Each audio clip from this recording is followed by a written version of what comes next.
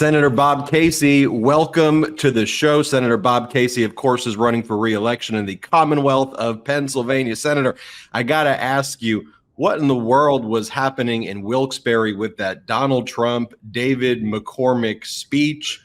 It was odd, to say the least. I just want to get your reaction to it from this weekend. Ben, every time they seem to gather with their presidential candidate, they seem very perplexed and confused. They don't seem to know what their message should be, and so they just kind of tear everybody on our side down instead of lifting people up. But look, I think as people go forward and begin to really deliberate about this election, I think they're seeing that difference. The difference in at the national level with Kamala Harris and Tim Walz, and even in races like mine or congressional races. People know there's a basic difference between the two candidates. And as long as they know those differences, whether it's on voting rights and democracy or women's rights or workers' rights, and on big economic issues like tax policy, I think we're going to do okay. But they seem to be unsure of how to make the argument. Well, look, the guy you're running against, Dave McCormick, he's a Connecticut hedge fund guy to begin with. Frankly, I didn't know what he stood for in general, but when he then aligns himself with Donald Trump's extremism, not only is it valueless, but it then just gets weird and they start trying to stoke culture wars within the Commonwealth of Pennsylvania. Like I heard David McCormick over the weekend saying that Democrats, they're coming for your steaks. If you like red meat, they're going to take your red meat. Let me show you what McCormick said, then I want to get your reaction. It's just some weird stuff here. Play this clip. And just when you think it can't get worse, she said she wants the government to stop you all from eating red meat. I'm laughing, but it's not funny. Some weird stuff. Senator, what do you, when you see that, I mean, you're running against this guy. You've been a senator since 2007. You know, you've run what now, 6 or 7 statewide elections that you've won. You know, the Commonwealth, then you've got someone like that coming into the state and saying stuff like that. It must be, what's your reaction to that? Well, there are a lot of words. I'll just pick one: bizarre.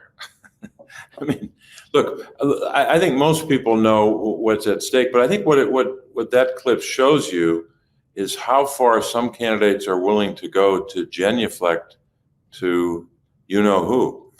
It's really, I think, insulting. People in an election like this, when so much is on the line, expect this to be a debate about real issues. And look,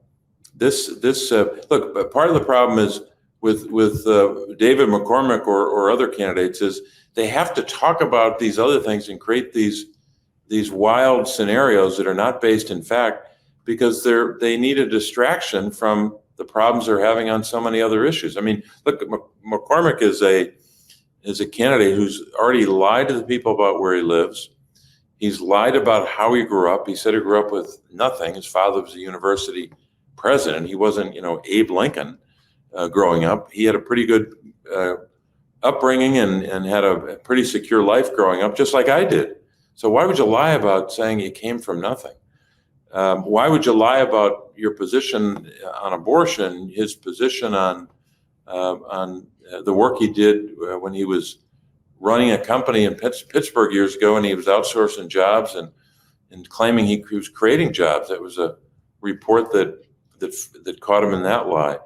And then he tried to tell a lie about his hedge fund investments in China's largest producer of fentanyl, and that turned out not to be true, what he was saying. So over and over again lying. So they're trying to distract and talk about other things instead of what most people are concerned about, which is often something very basic, like the cost of groceries and how much people pay at the grocery store. Senator, I thought when you were talking about what most people are concerned about, I thought you were going to say whether or not it was a sketch artist that drew Vice President Kamala Harris on the front page of the Time magazine cover, because that seems to be the Republicans' biggest, but it's actually groceries and it's actually the economy and protecting Social Security, because Donald Trump's doing a whole lot of talking in your state, in the Commonwealth, about, well, this. Here, play this clip. I mean, Time Magazine, think of this. Time Magazine doesn't have a picture of her. They have this unbelievable artist drawing her. And I said, is that Sophia Loren? I couldn't. Who might that be? Is that Elizabeth Taylor? They say she was a beautiful woman. Who is it? It's so beautiful. Drawing. It's a drawing. They took a lot of pictures. It didn't work out, so they hired a sketch artist. I said, I'm sure, they must be celebrating the great life and times of the magnificently beautiful Sophia Loren. Senator Casey, you're telling me that the people of the Commonwealth not focused on that? They're focused on other issues? That is, I mean, he was in the Wayback Machine there for a good while, but look, it's bizarre because they don't want to talk about their policies on, privatizing Social Security, voucherizing Medicare, and decimating Medicaid. And that's what they've been talking about the last 10 years. They don't want to talk about, continuing the tax cuts for the billionaires, the wealthiest people in the world, and the biggest corporations in the world, because they know that if they talk about that stuff, they're going to lose a lot of votes.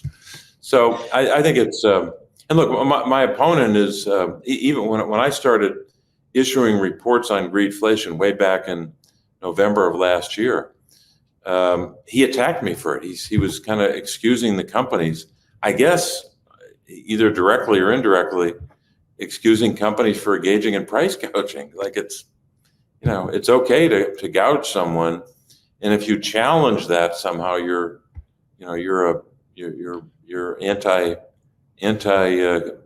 anti-company, anti-corporate. But I'm going to keep going on this. We're going to keep challenging these companies on their prices and keep pointing out when they're jacking up their prices on food and household items and forcing people to pay higher prices just because they can get away with it, because they can, unless you have price gouging legislation passed. Look, I'm seeing big, enthusiastic, pro-democracy crowds in Pennsylvania, made up, frankly, of Democrats, liberals, progressives, independents, but also I'm seeing a lot of mainstream Republicans who just yesterday, I think the chant was no more Trump. We've had enough of crap and negativity. And with Vice President Kamala Harris and Governor Walz injecting joy and actual plans, it seems to be a lot of enthusiasm. I saw the crowds in Rochester yesterday. What do you make of is there a vibe change that you're seeing in Pennsylvania that your campaign's seeing right now? No question about it, Ben. The evidence for that is all over the campaigns. You can see it in fundraising, of course, and that's been widely reported. But what has not been widely reported, because there's just so much of it out there, and you almost have to catalog all the anecdotal data. But the volunteers. I mean, we've seen in Pennsylvania the number of volunteers increasing not by thousands but by tens of thousands since Kamala Harris announced her candidacy. So the Republicans know that. They know that this is a change in the dynamic, and so they're going to continue to try to distract and denigrate. But I don't think it's going to work very well. And look, one of the reasons my opponent was touted as someone who could defeat me is because he could bring his personal wealth to this race. He's already put in $4 million, and we expect him to put in a hell of a lot more than that this month, next month, and in October. But he's had the benefit of these big super PACs who are paying for most of his advertising for the very reasons we just talked about. The donors to this super PAC want the Republican agenda. They want to go after Social Security. They want to cut Medicare. They don't like the Medicaid program. They want to continue to rig the tax cut or the tax code for their big tax cuts. And they certainly don't like when I say, I won't vote for your tax cuts for big companies and billionaires, but they also don't like when I'm criticizing these big companies on greedflation.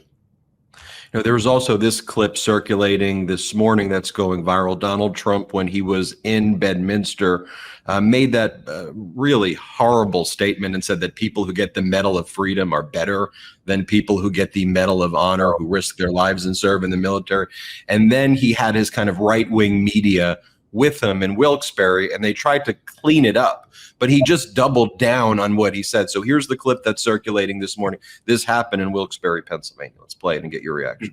Because many veterans are upset about that, including here in Pennsylvania. No, I didn't hear that. I only heard, when I say better, I would rather in a certain way get it, because people that get the Congressional Medal of Honor, which I've given to many, are often horribly wounded or dead. They're often dead. They get it posthumously. And when you get the Congressional Medal of Honor, I always consider that to be the ultimate, but it is a painful thing to get it.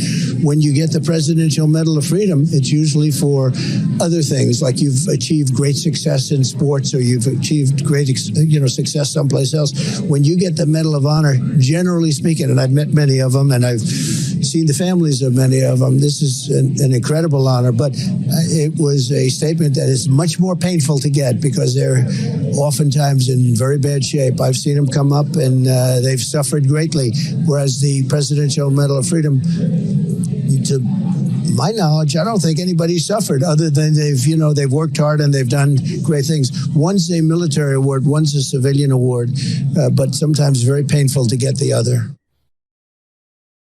What's your reaction to that and Donald Trump's statements in general, saying that the Medal of Freedom is better than the Medal of Honor? It's insulting, and he just made it worse with that statement there. And look, this is a moment where leaders in their party, including David McCormick, he's the Republican nominee running for the United States Senate in Pennsylvania. He should be condemning this. He served in the Army. I would hope that he would condemn this, but I haven't heard a word about condemnation.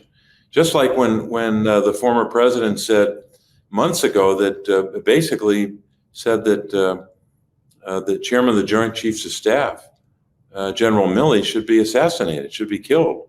And my opponent said nothing about that. So it's this, I'll say it again, genuflecting to this man. And my opponent has not shown the courage to stand up and to condemn. That statement by the former president, that one and the one preceding it, should be categorically condemned. But you're not going to hear that from Republicans like David McCormick, because they're afraid to condemn what he says when he insults people and denigrates even those who served our country. And Senator, right now in the past 48 hours, we've got about 29 million people who are watching the MeidasTouch network. So you're speaking to a big pro-democracy audience here, liberals, progressives, independents, and mainstream Republicans who reject MAGA. What's your overall message about the election generally and your election in Pennsylvania? Well, first and foremost, when you made reference to those who are trying to protect democracy, that it couldn't be more important, this election, in terms of taking the steps we have to take to protect our democracy. That starts with voting rights. That's why I've said over and over again that this is an election which is about one word: rights. Voting rights and democracy, women's rights, workers' rights. You could add to that list, obviously. But so that's all on the line in this race. On every one of those three examples of important rights we have to protect, I'm on one side, David McCormick's on the other. He'll never vote for the John Lewis voting rights legislation. He'll never vote for the Women's Health Protection Act, which is we advanced tried to advance in the aftermath of the Dobbs decision. And he'll never support the Protecting the Right to Organize Act to protect working men and women so you can organize a union. So it's a clear choice on rights, but it's also a clear choice on Medicare, Medicaid, Social Security, the tax code. You could make a very long list.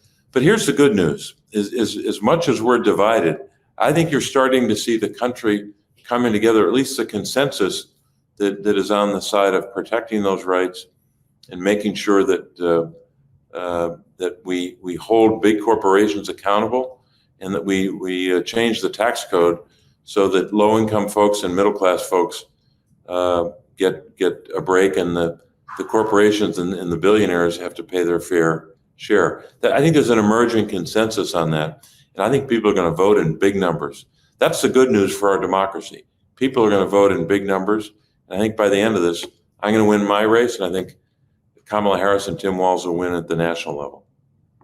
Senator Bob Casey running for re-election in the Commonwealth of Pennsylvania. You could find out more about Senator Casey at bobcasey.com. You all see the signs behind him, and you can also text MAP to 51041. Senator Bob Casey, thanks for joining us. And thank you. Hit subscribe, everybody. Let's get to 3 million subscribers this week, and have a great day. Real quick, Meta just changed their algorithm to suppress political content. Please follow our Instagram at MeidasTouch right now as we head towards 400,000 followers so you don't miss a beat.